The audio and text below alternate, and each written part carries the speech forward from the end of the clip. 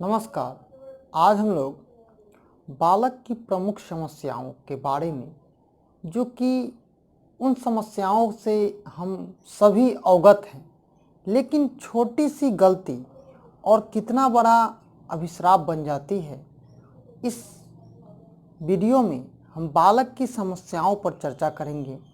उसमें एक पॉइंट है नाखून काटना। आप देखते होइएगा बालक अपने हाथ से ऐसे कर कर अंगूठा से या कोई भी चीज़ को काटते रहता है।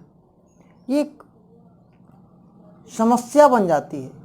जब वह बड़ा होता है तो लोग उससे देखते हैं तो कहते हैं क्या उसे परवरिश मिली कि किस प्रकार से वो है।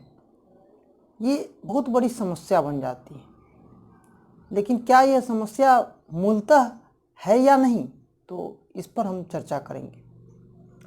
नाखून काटना भी एक मनोशारीरिक क्रिया है।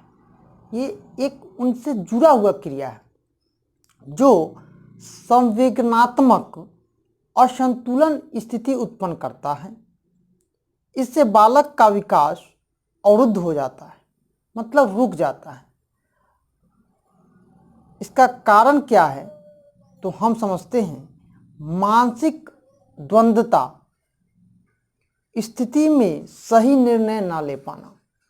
हम लोग देखते हैं कि बालक कभी कभी सही निर्णय नहीं ले पाता है क्योंकि उसमें संवेगों का विकास उतनी तेजी से नहीं हो पाता है, इसलिए उसका विकास उतना संभव नहीं होता है। खाली बैठे होने पर या कोई काम न होने पर बालक अपने अंगूठे या ऐसे कर काटते रहता है और ये आदत बन जाती है।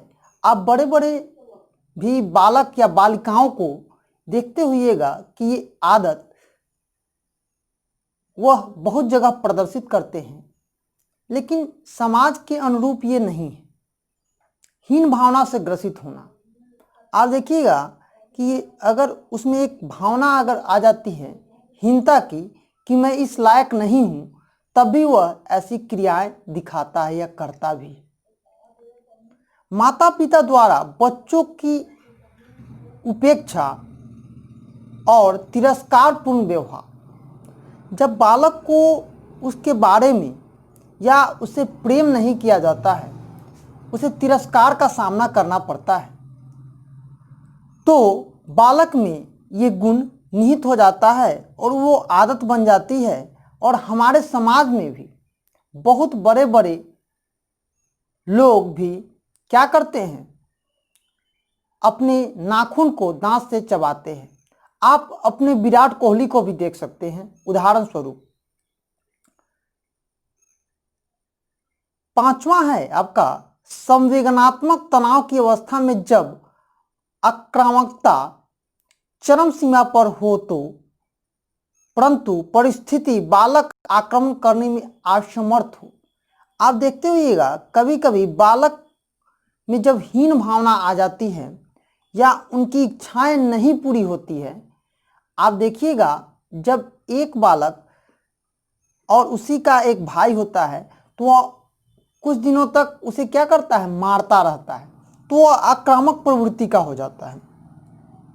तो बाल मनोविज्ञान में इसके निराकरण भी बताए गए। अगर आप चाहिएगा तो ये आदत को सुधार सकते हैं और अपने समाज के लिए एक आदर्श बन सकते हैं। ये एक दोष जो आप में निहित हो चुका है वो हट सकता है। तो चलिए अब हम निराकरण की ओर चलते हैं। बच्चों के आक्रामकता तथा तनाव के कारण को ज्ञात कर तनाव को दूर करने का प्रयास करें। उसे प्रेम दे, स्नेह दे और उसे हमेशा उत्साहित करे कि ऐसा ही काम आपको समाज के विरुद्ध है, नहीं करना चाहिए। और उसमें एक गुण विकसित किया जाए। दूसरा है बच्चों को अधिक देर तक अकेला न छोड़े। उसे सभी के साथ खेलने व बैठने को कहा जाए। उसे हर बच्चे के साथ खेलने के लिए कहा जाए और उसे अकेला नहीं छोड़ा जाए, क्योंकि डर से भी ऐसी स्थिति आ सकती है। तीसरा पॉइंट है बच्चों की आदत छुड़ाने के लिए डांट फटकार या मारपीट का सहारा न लिया जाए अपितु उसे उसके नाखून काटने के अवगुणों को भी बताना चाहिए। ये कर्तव्य उस माँ बाप का है कि अगर वो बच्चा ऐसा काम करता है तो उसके साथ साथ आपका भी प्रतिष्ठा जुड़ा होता है।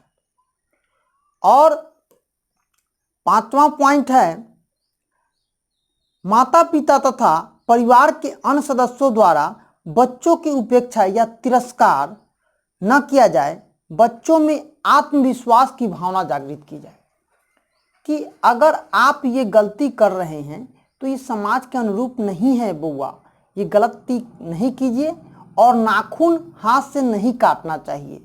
ये आप बाल मनोविज्ञान की समस्याओं को आज जाने हैं और अपेक्षाकृत अगर आप इस चीज़ों को करते हैं तो एक समाज में एक नया आदर्श बनता है कि ये सब चीज़ें समाज के विरुद्ध है।